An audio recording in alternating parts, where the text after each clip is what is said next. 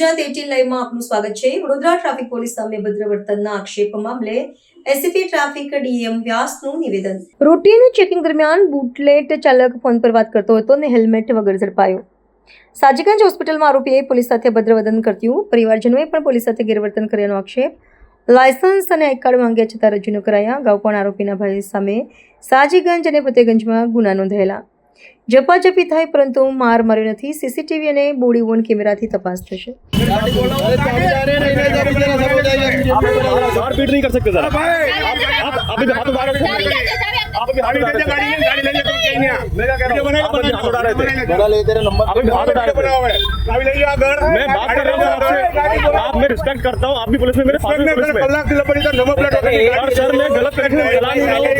गाड़ी ले लो। आप मेरे नहीं ना ले लो गाड़ी। मैं क्या कह रहा हूं मेरी बात सुन लेंगे। प्रेम की कहीं गाड़ी ले लियो। मेरे फादर भी आते हैं सर। मैं रिस्पेक्ट से बात कर रहा हूं। एकदम नंबर प्लेट में गाड़ी ले लो। ये मेरे फादर भी रिस्पेक्ट से बात कर रहा हूं। मैं भी आपको कानून थोड़ा रूल नहीं मारता। आप मेरे थप्पड़ मारने की बात कर रहे हैं सर। कोई थप्पड़ नहीं मारता हूं तने। आप गाड़ी ले लीजिए। एक कल्ला की लपड़ी से गाड़ी ले लिया। गाड़ी ले लिया बराबर है। वांदो वीडियो बनाकर सर बनाओ। वांदो तू गाड़ी ले ले पहला। गाड़ी ले ले सर प्लीज। गाड़ी ले ले पहला तू। मेरी बात सुनिए। गाड़ी ले ले प्रेम की। गाड़ी ले ले भाई तू। गाड़ी ले ले चल। मैडम ये पल्लवी मैडम नंबर प्लेट नहीं मॉडिफाइड साइलेंसर से है। चालू फोन में आता तो साहब कही दिया साहब कीधु के मैं क्या कह रहा हूं नंबर प्लेट नर्सिंग होम 4 रस्ता પાસે અમે જે રોજની જેમ ઓફિસ આવતા હતા એ દરમિયાન એક બુલેટ ચાલક હતો જે મોબાઈલ પર વાત કરતો હતો અને હેલ્મેટ નહોતું। આગળ પાછળ નંબર પ્લેટ પણ નહોતી અને સાયલેન્સર પણ મોડિફાઈડ હતું। એટલે અમારી સિસ્ટમ પ્રમાણે અમે કમાન્ડોને નીચે ઉતારી અને એને કીધું કે ભાઈ તમે એને ઓફિસ લેતા આવો। એટલે જેવો અમારો કમાન્ડો બેઠો તો એને એ ખરાબ ભાષામાં બોલ્યો એ છોકરો કે ભાઈ તું कैसे बैठ गया मेरी गाड़ी के पीछे तेरे को किसने बैठने को बोला। એ વાત અમને પછી જાણવા મળી। પછી એ ગાડી એને સાઈડમાં લગાવી દીધી। અમારી પાછળ ના આવ્યો। એટલે અમારો ઓપરેટર છે કિરણભાઈ એને અમે ઉતાર્યા કે ભાઈ તમે જુઓ પેલો મગજમારી ના કરે એને સંજય પટેલ લેતા આવો કે ભાઈ બહુ દંડ નહીં થાય એમ તેમ સમજાવીને લેતા આવો। એ પછી દર વખત અમે કરીએ છીએ। પછી એમને મૂકીને અમે ઓફિસ આવ્યા ત્યાં સુધી એ લોકો આવ્યા નહીં। એટલે ડ્રાઈવરને પૂછ્યું કેમ કિરણભાઈને એ લોકો હજુ નથી આવ્યા તો ખબર પડી કે ત્યાં એ હજુ મગજમારી કરે છે। એટલે પછી અમે ગાડી ત્યાં મોકલી ડ્રાઈવર સાથે।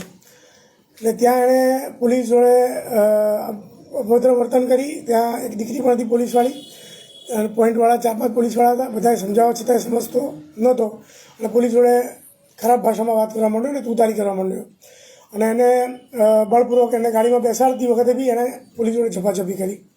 આ બધી વાત અમને પાછળથી જાણવા મળી હતી અને જે બાબતે રાવપુરા પોલીસ સ્ટેશનમાં અમારા ઓપરેટર કિરણભાઈએ ફરિયાદ કરી છે।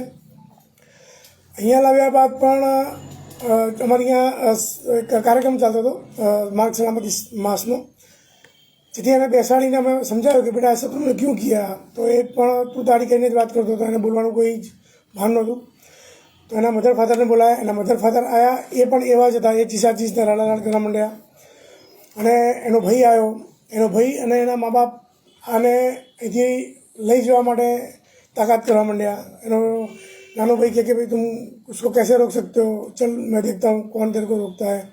એટલે અહીંયા પણ એમણે બહુ મગજમારી કરી। એટલે અમે ના છૂટકે કીધું ભાઈ જો તમારે ફરિયાદ જ કરી હોય તો તમે પણ ફરિયાદ કરો અમે પણ ફરિયાદ કરીએ। એમ કરીને અમે રાવપુરા પોલીસ સ્ટેશન ગયા અને કિરણભાઈએ ત્યાં ફરિયાદ આપી છે અને સામે પક્ષે શું કર્યું હજુ મને ખ્યાલ નથી। અને આટલી હદે પોલીસ જોડે ખરાબ વર્તન કરવા બાબતે તપાસ કરી તો એના ફાધર રેલવે પોલીસમાં છે। નડિયાદ યાર્ડની અંદર એની નોકરી છે અને એમનો જે દીકરો જે પોલીસ સ્ટેશનમાં એના ભાઈને ભગાડી જવાની કોશિશ કરતો હતો અમારી ઓફિસમાંથી। એના વિરુદ્ધમાં ફતેગંજ અને સયાજીગંજમાં ગુના દાખલ છે। એક દારૂના કેસનો અને એક મારામારીના કેસનો। એની ડિટેલ હજુ અમે મેળવી રહ્યા છીએ અને રેલવે પોલીસમાં પણ એમના વિરુદ્ધમાં દારૂની સ્મગલિંગના ગુના દાખલ થયા છે એવી પણ અમને માહિતી મળી છે। અમારી પાસે ડિટેલ પણ એની છે। એટલે આવી ગુનાહિત માનસિકતા ધરાવતા જે ફેમિલી છે એની સાથે કાલે ટ્રાફિક પોલીસનો સામનો થઈ ગયો અને અણબનાવ બન્યો છે।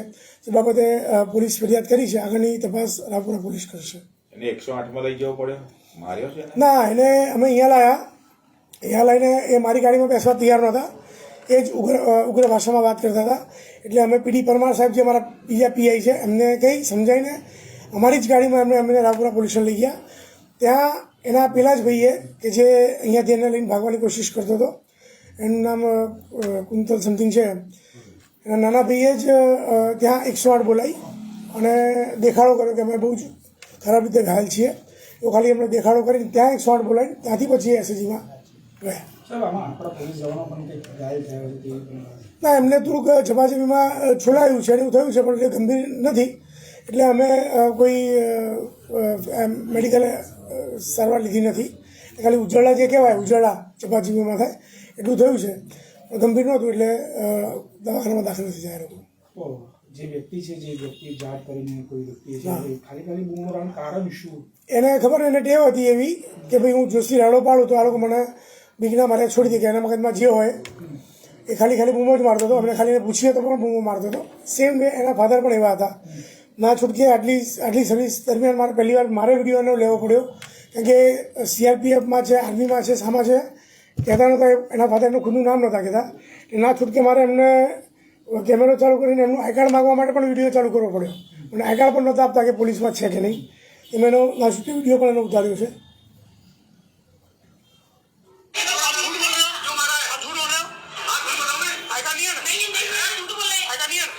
આઈ કાર્ડ બતાવવાની પણ એ ના પાડતા હતા. પછી અમે માહિતી મેળવી તો રેલવે પોલીસમાં છે. આપણા ટ્રાફિક જવાન પાસે બોડી ઓન કેમેરા પણ હશે એવું માનવામાં આવ્યું. હા, બોડી ઓન કેમેરો છે, એમાં શૂટિંગ થયું હશે, પણ એ હવે તપાસનો વિષય છે, તો અમે તમારી સામે ડિક્લેર નહીં કરી શકીએ. આપણે કઈ કલમ હેઠળ કયા ગુના નોંધ્યા? એના પોલ્યુશનને તમારે ડિટેલમાં પૂછવું પડશે.